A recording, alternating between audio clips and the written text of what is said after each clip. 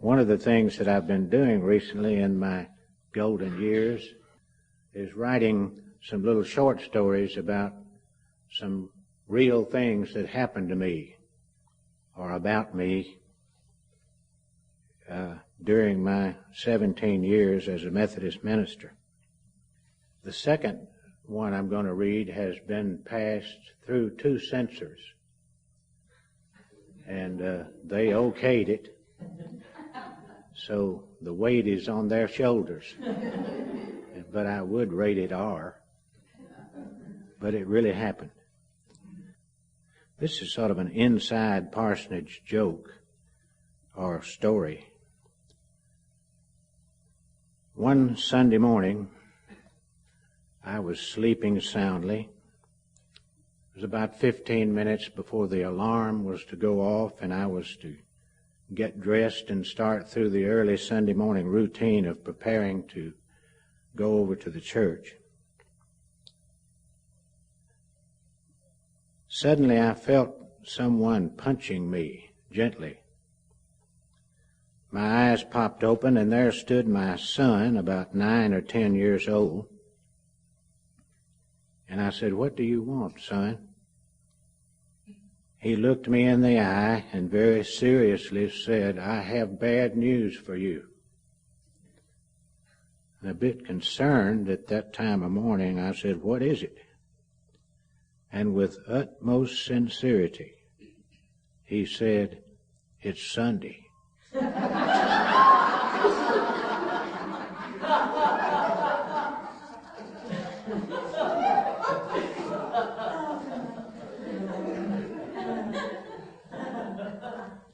Children really pick up on atmosphere.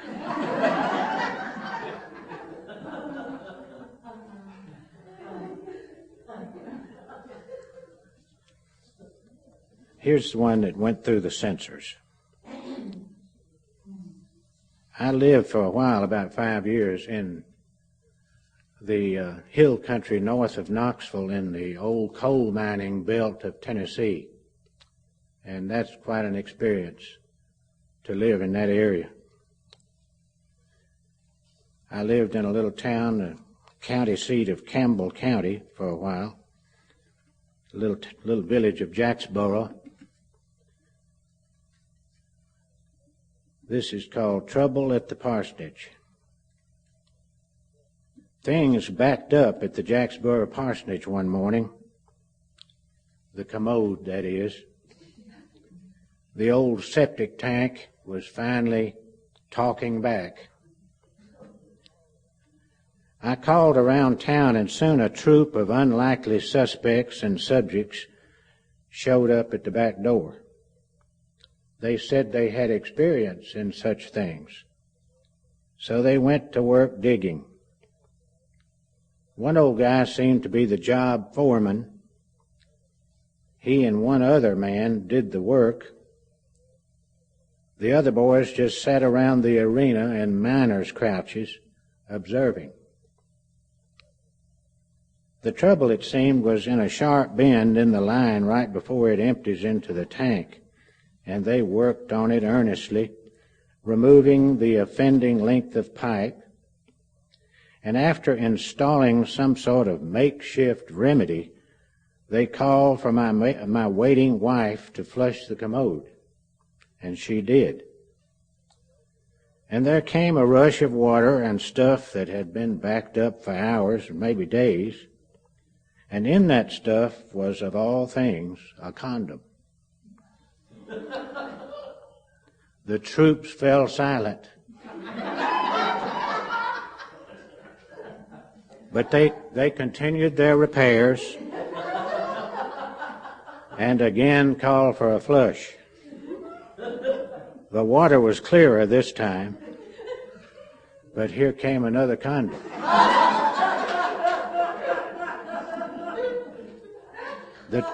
The troops fell silent again. "One more flush should do it," the foreman yelled. And would you believe it? Another condom. Whereupon the foreman, who could no longer hold, exclaimed, "God damn, preacher, there comes another one."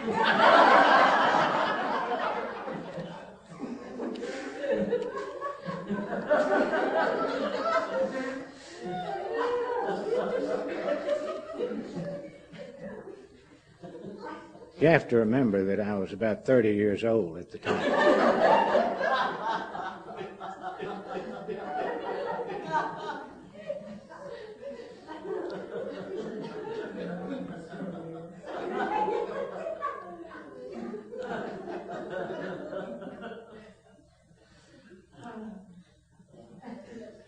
This is a little more serious. The Methodist Church always celebrated the first Sunday in October as Worldwide Communion Sunday, which I understand was, we were joined by several other mainline denominations. So there was a large turnout one morning at Frankton, Indiana, which meant I would have to serve many tables. We went through the old long-form liturgy with all of its Anglican blood atonement language. And so there I was, passing the bread and the wine in turn, which in this case was Welch's grape juice, table after table, and at the end of each table a prayer of dismissal. Then came the fatal moment, for me at least. I administered the bread to this kneeling group of Methodists, and for some reason went into the prayer of dismissal, forgetting the wine. About halfway through the prayer, I felt someone tugging on my robe. And I looked down, and it was one of the chief laymen in the church who whispered, "You forgot to pass the cup." And in shock and embarrassment, I sputtered out, "Oh, excuse me, I'll go get the blood."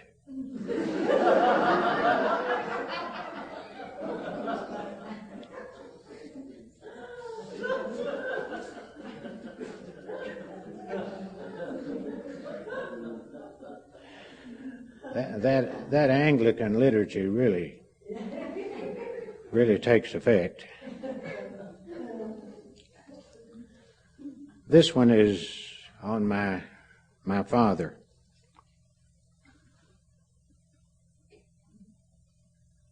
One morning, my father rushed out to radio station WAYX in Waycross, Georgia. It was his turn to deliver the 6 a.m. morning devotions, a project of the County City Ministerial Association. The program was the first thing the station aired as they came on the air. The station was a 250-watt powerhouse, probably not heard outside the county. My father had been accustomed to the big stations in Nashville, Tennessee.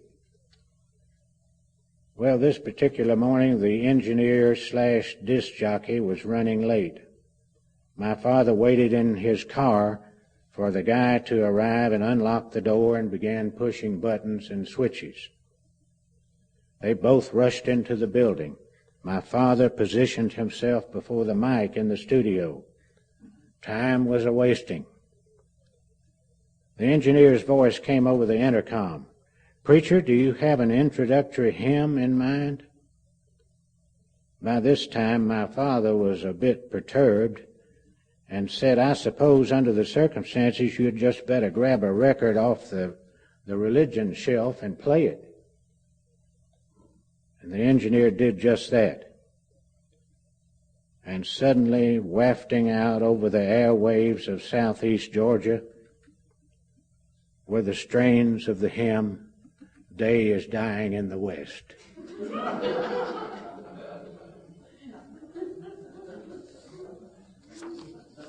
My father came home very mad that morning.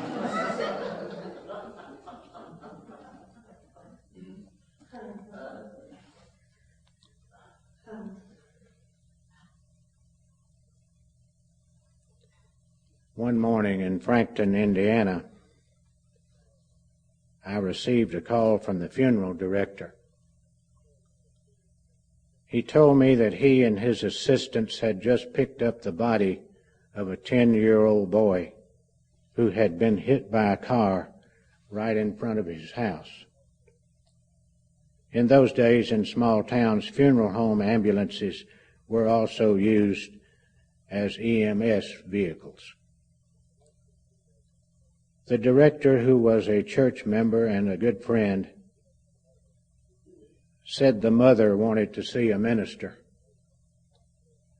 She was understandably out of her mind with shock and grief, and I went to the home just outside of town on the main highway. We talked and cried. She told me all about her son. She clung to me. I didn't ask where the father was. The subject never came up. Then she made a request. She asked me to stay with her son. And I asked her what she meant. And she said, would you go to the funeral home and stay with him while the funeral directors prepare him for the funeral and burial? And I couldn't refuse her. So I witnessed the only embalming I have ever seen. I watched as the embalmers sucked the body cavity of its contents and replaced the little boy's blood with fluid. I know this sounds brutal, but this is what happens. For some reason, I never questioned my ability to stand there and watch this procedure. I kept thinking of that mother and the promise I had made. Afterward, we took the young lad and placed him in a coffin. And 2 days later, I stood by that coffin and tried my best to offer comfort and assurance to that mother and the other family members.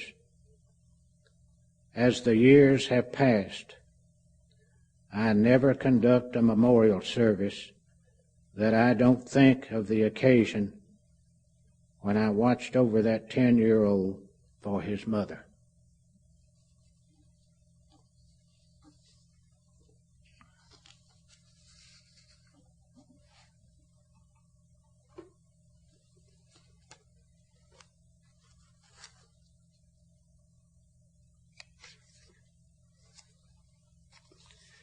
Time before last, when I was here, Bob Vesey loaned me this book of poetry.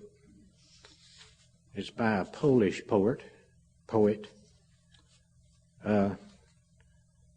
Wystawa Szymborska. She still lives in Poland, and she won the 1996 Pulitzer for literature.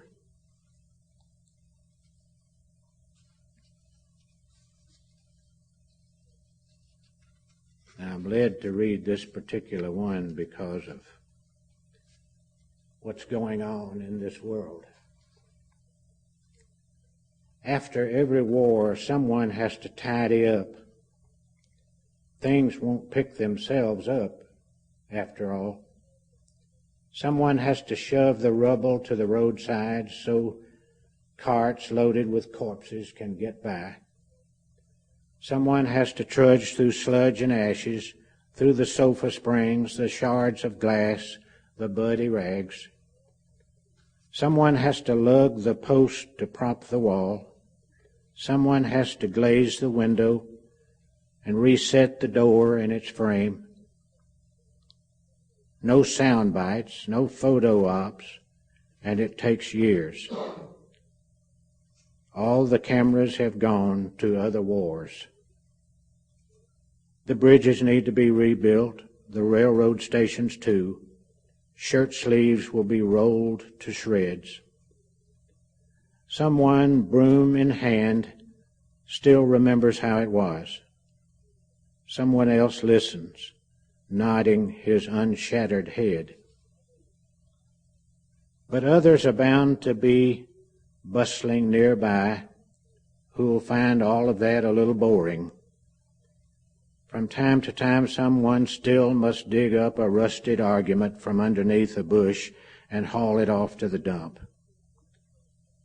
Those who knew what it was all about must make way for those who know little and less than that, and at last nothing less than nothing. Someone has to lie there in the grass that covers up the causes and effects with a cornstalk in his teeth, gawking at the clouds.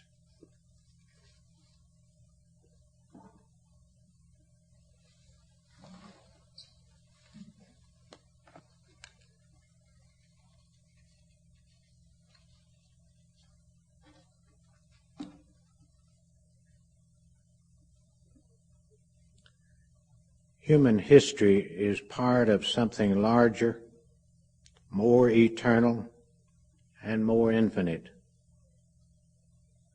But ours is the laughing part of the story, the sorrowful part, the evil part, the compassionate part, the noticing part, the reverent part, the irreverent part, the conscious part. It is an utterly unsupernatural story, an evolving, unfinished story. And our part in it is in the making of meaning, the making of questions and celebrations. And these too evolve and expand without end.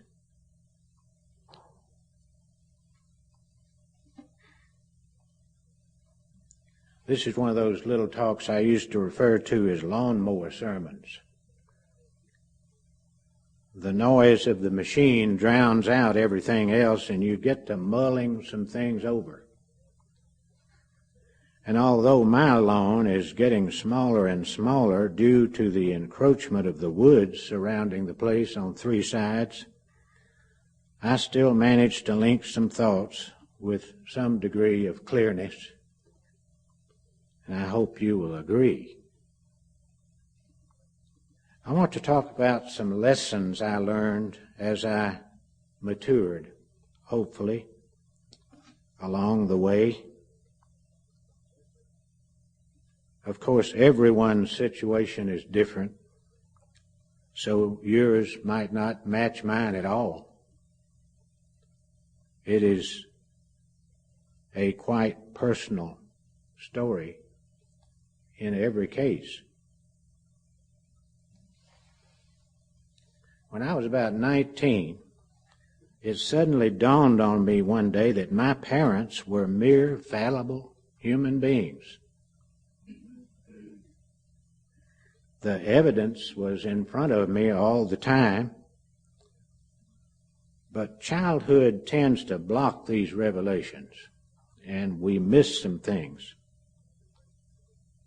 And I think going away to college unleashes some insights along these lines. And so I began to see them in a new light. In fact, the realization produced a new kind of respect for them. One thing I began to see was that my parents had personal issues that had nothing to do with me. That I was not always the center of their universe. Their marriage of 58 years, ending with the death of my father in 1986, though wonderful, had some rocky spots, if you can imagine. And when my brothers and I get together and think back on it, we can spot some of these times. And we look at each other and say, oh, that's what was going on.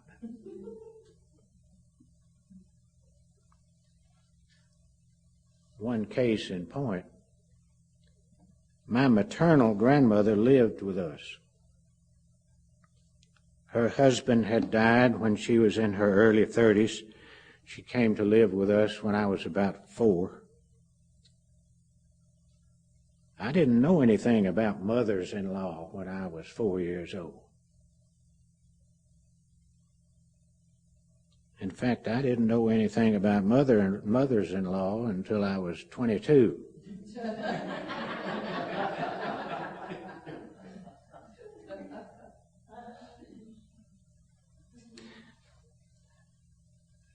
But I realized later on that this situation was not always a comfortable thing for my parents, even though her presence meant that there was a live-in babysitter to help with 3 boys. My grandmother was a sweet but nervous, paranoid little lady who would put the empty milk bottles out on the front porch in the early evening and lock the doors, even though my father was right next door in the church office. I can hear him now banging on the front door saying, "Do I have to break into my own home?"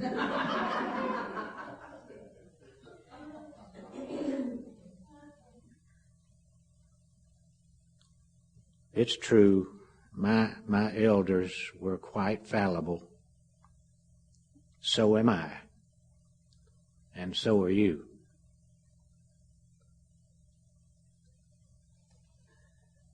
Another coordinate on my learning curve revealed to me one day this fact: I am a singular individual, one creature among all the trillions and trillions who have existed on planet Earth. It suddenly dawned on me that I'm just little me. I'm just one. And I started trying to figure out, what am I going to do with this information? What can we do with this fact of life, which tends to tempt us to dwell on the insignificance of the existence of one individual? So why struggle? Why progress? Why grow? Why live? Some would say. It's the old life is a bitch, then you die syndrome.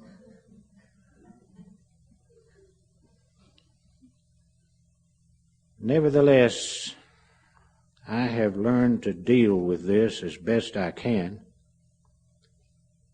And I think the answer lies in the fact simply that I am here.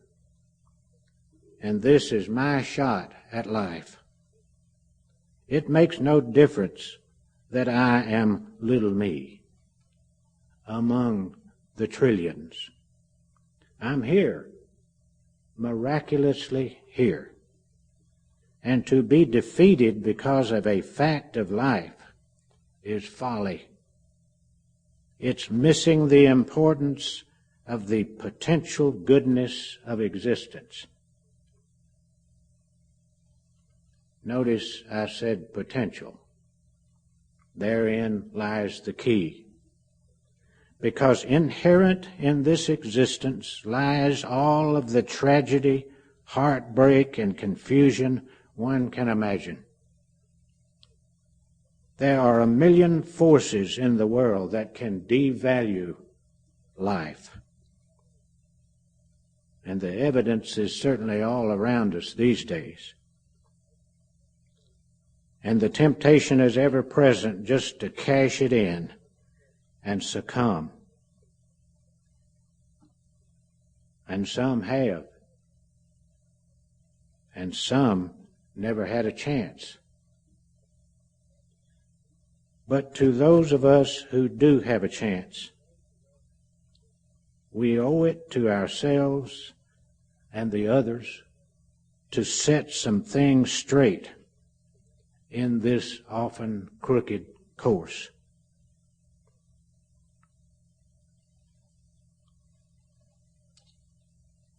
The third coordinate on my learning curve is this: life has no blueprint. I have recently been reacquainting myself with the writings of psychotherapist Sheldon Kopp. In one of his books, he lists what he calls his eternal truths. I think he said he had 276 of them. He listed 43 in the book.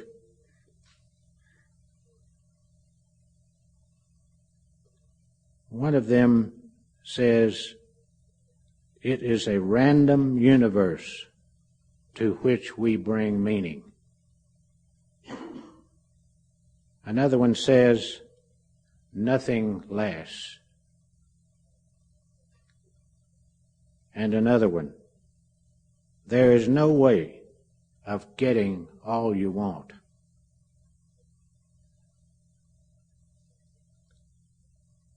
Everyone is, in his own way, vulnerable. And here's one of mine. Not every haystack has a needle in it.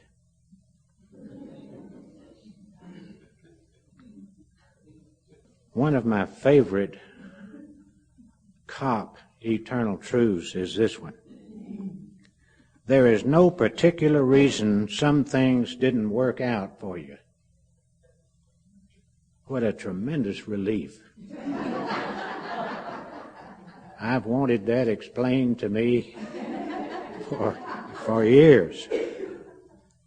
I could write an essay on that one. But it's one of those statements that one wants to argue with, all the while making perfectly good sense. Life has no blueprint. It is a strange quandary, but intriguing and challenging. We have to deal with the responsibility for what we do, and at the same time realize we are not fully in control of every aspect of our lives. There's simply no way for life to be all planned out and charted. First of all, it would be tragically boring. I like surprises. Not all of them, but a lot of them. In his book, An End to Innocence, Dr. Kopp writes a lot about personal psychological growth, about learning to live life without illusions. He talks about learning to live as responsible grown-ups in a world that many times makes very little sense. Part of the allure of this book is his revelations about his own personal struggles. In fact, it's sort of like reading a novel. He says he finally had to come to terms with the fact that he, too, is just an ordinary guy living in a world that has no particular plan for him. Life has no blueprint. I think it is probable that every one of us here could relate an incident or two verifying that assertion. Even so, this does not devalue life. I like the way this same thought is put poetically, and I don't remember where I found this. Man and woman, boy and girl, we are all born of the same need and desire. Each of us is the embodiment, the incarnation of one and the same adventuring of the universe. In each of us, the whole cosmos speaks in a unique expression of itself. This is the paradox of our being. We are all one, and we are each uniquely special. Each is impossibly alone, yet in each the same life flows. The very skin that envelops isolates us from each other, yet we are bound together by myriad connections over eons of time. The destiny of each is supremely significant and belongs to each alone. Yet the whole wheeling scatter of galaxies, the mystery of life made vulnerable flesh, breathes in our every act and enfolds and sustains us at every step.